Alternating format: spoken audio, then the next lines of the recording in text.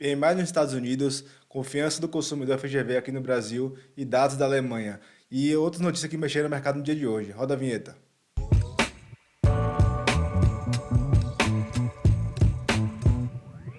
Então, pessoal, boa tarde nessa sexta-feira. Sextou. Hoje a gente teve uma notícia, né, ontem, na verdade, do Lula que fez um veto a uma PEC da desoneração. E aí o mercado, depois de muitas altas, né, estava operando sempre em alta aí durante as últimas semanas, fez um leve recuo hoje, né? Está caindo em torno de 1%, muito por conta dessa briga, né, entre Congresso, Senado e o governo. E aí o mercado não gosta dessas incertezas, né? O mercado gosta de certeza. E aí essas incertezas trouxeram um pouco de volatilidade no dia de hoje, mas vamos passar aqui primeiro aquele giro clássico que a gente vai comentar um pouquinho. Eu estou com a notícia aberta aqui já. Aparentemente, Pacheco já falou que será resolvido, né? Vai derrubar o veto que Lula fez na PEC e aí vai resolver esse problema. Mas vamos lá, fazer aquele giro. Lá no Canadá está no 0 a 0.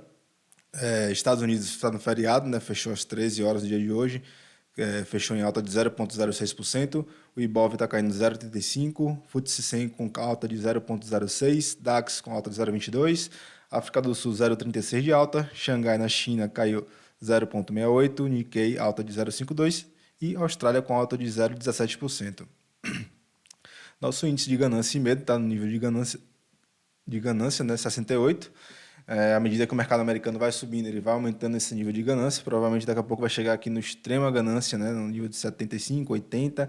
E aí provavelmente o mercado vai fazer um movimento de correção, né? A gente pode olhar no gráfico aqui, o S&P está bem esticado já. Igualmente o Ibov, né, está da mesma forma. Só se a gente observar que esses dias, pouquíssimos dias de queda, né, que do vermelho aqui, todos os dias de alta, né, aqui leves altas, mas conseguiu superar aqui essa resistência que a gente comentou na última análise e deve seguir para esses 4.604, né. É, Já vi, inclusive, pessoas falando que o S&P pode chegar até os 5.000 pontos, né, no final desse ano. Acho muito difícil, né, 400 pontos aí seria subir mais 10% praticamente. Mas quem sabe, né? Vamos ver com o quanto de apetite ao risco vão ter os investidores para elevar o nível do S&P. Lembrando que mês que vem a gente tem a decisão de taxa de juros nos Estados Unidos e aqui no Brasil. Se lá tiver manutenção ou redução, o mercado pode dar uma animada. Aqui provavelmente vai reduzir, né? Campos Neto já falou que vai continuar o ciclo de redução, que a nossa taxa de juros está muito alta ainda. E teremos IPCA também na semana que vem, IPCA 15, né, que também é um termômetro para a gente ver como é que está o nosso nível inflacionário. Teremos também GPM semana que vem. Alguns dados vão sair na semana que vem e aí vai ser um termômetro ali para o Banco Central ver se vai baixar mesmo 0,5 ou se vai baixar menos ou manter. Vamos ver o que vai acontecer, mas a probabilidade mais alta é de redução. Vindo aqui para o DXY, está caindo 0,37%. Está querendo perder, né, essa região aqui de fundo que já foi testada, esse fundo aqui anterior. E que a gente comentou, né, caso perca esse ponto aqui, o próximo patamar vai ser aqui o 102, mais precisamente aqui, né, 102, essa região aqui é o próximo patamar que ele deve vir para ter uma briga aqui embaixo. O petróleo está operando em queda, caindo 1,17%. O petróleo está bem volátil, né? A gente pode ver aqui nos últimos pregões bastante volatilidade para commodities, né? Questão de redução de demanda, se teve a trégua da guerra que foi aqui subiu um pouquinho, né? Conseguiu subir. Os estoques também nos Estados Unidos vieram abaixo do esperado. E aí o petróleo vai oscilando aqui sem direção única, né? Já o minério de ferro está bem direcionado, né? Parou aqui esses 3 últimos dias aqui para uma mini consolidação, né? Depois que atingiu o topo aí de 2 anos, normal, fazer esse recuo. Hoje fechou com alta de 1,02%, ou seja, continua subindo. E na semana aqui também está deixando um semanal bem interessante, né? Vai conseguindo romper aqui essa região e superar essas máximas aí desde 2021 que não chega nesse patamar. Vindo para a agenda econômica, deixa eu só voltar aqui, querido. A agenda econômica de hoje, aqui feriados nos Estados Unidos, né? Na Alemanha tivemos o PIB anual, ficou em 0,4%, menos 0,4%, né, abaixo do esperado. A Alemanha aí provavelmente deve estar em recessão, não, ainda foi zero aqui no trimestral, não está em recessão técnica, né? Mas esse PIB aqui trimestral de menos 0,1, se vier mais um negativo, a Alemanha vai entrar em recessão técnica, né? Dois PIBs trimestrais negativos. Vindo aqui para os dados de expectativas de negócios, ficou em 85,2, abaixo do esperado, né? Porém acima do dado anterior.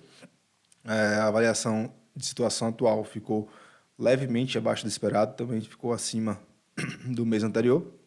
E o clima LFO de clima de negócio, o índice de LFO de clima de negócio ficou em 87,3, também abaixo do esperado e também acima do último dado reportado, né? Quer sinal aqui que a Alemanha está conseguindo melhorar suas expectativas, né? A expectativa do investidor, do consumidor, dos negócios, né? Está conseguindo melhorar em relação ao último dado, mas ainda aqui ficando abaixo do que está esperado pelo mercado. Aqui no Brasil tivemos confiança do consumidor FGV, ficou em 93, caindo aqui um pouquinho, né, 0,2 pontos em relação ao último dado reportado. E lá nos Estados Unidos tivemos a prévia dos PMIs, né, industrial, ficou abaixo do esperado e abaixo também do dado anterior.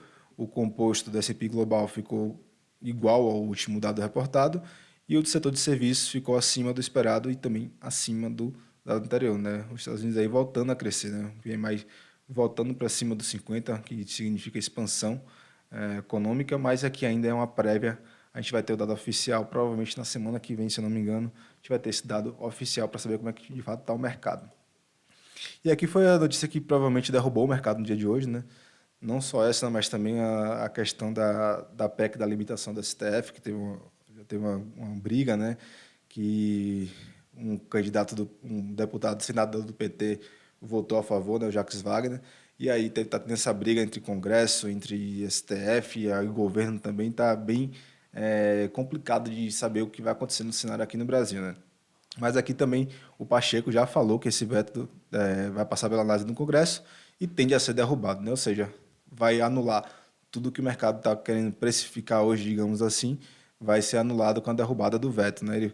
Ele até menciona aqui, o Pacheco lembra que foi aprovado por 430 votos favoráveis e 17 contrários na Câmara, e no Senado não foi nem sequer votado, né? Foi aprovado, apreciado de forma terminativa na Comissão de Assuntos Econômicos, ou seja, não teve nenhum recurso contrário à decisão, e aí o Congresso todo quer, né, a Câmara quer essa aprovação, e provavelmente Lula não vai conseguir vetar.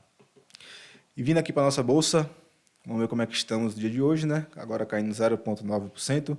As maiores altas são Gol subindo 1,83%, CVC subindo 1,54%, TIM subindo 1,37%, Azul subindo 1,22% e CPLE subindo 0,64%. No campo da queda, temos a maioria das ações, pouquíssimas ações subindo aqui, a gente pode ver no Ibov hoje. No campo da queda tem o Magalu, acabando de renovar a mínima aí, caindo 7,83%. Temos Locoweb caindo 6,94%, Casas Bahia caindo 6,90%, Semig caindo 4,90% e Pecar caindo 3,54%. Né? Semig que caiu bastante nos últimos pregões aí, foi a maior queda de semanal no Ibovespa. Deixa eu só conferir aqui para ver se a Semig caiu porque aqui.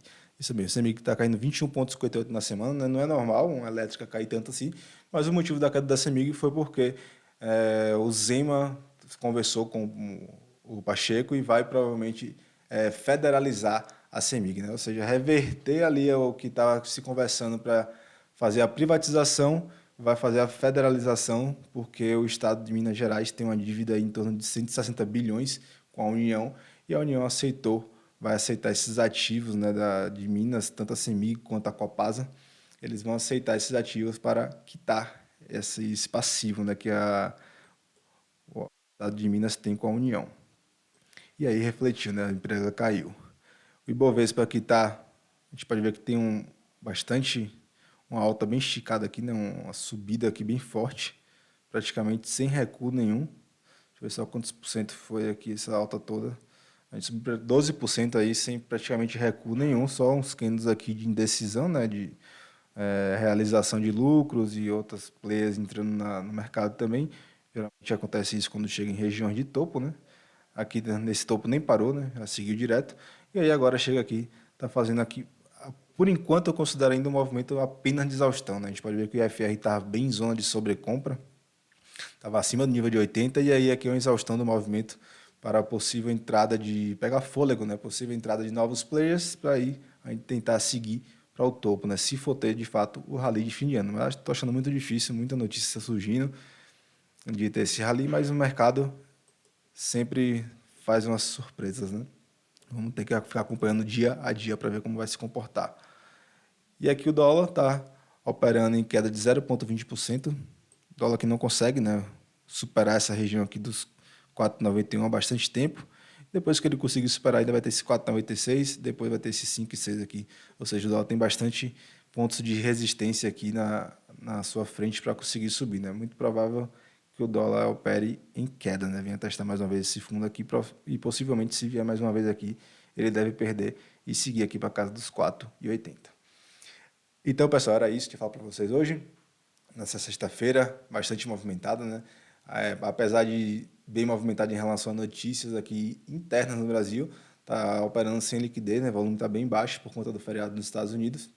O mercado fica bem, reduz bastante o volume quando o estrangeiro não está operando na bolsa. Pedir a vocês para continuar nossas páginas redes sociais, no LinkedIn, no YouTube, no Instagram, no Facebook. É muito importante para o nosso trabalho. Curtir esse vídeo, compartilhar. Quem quer saber um pouco mais de mercado financeiro, ajuda a gente aqui na Valorem Research. Desejo a todos uma ótima sexta, um bom final de semana e até segunda-feira. Tchau, tchau.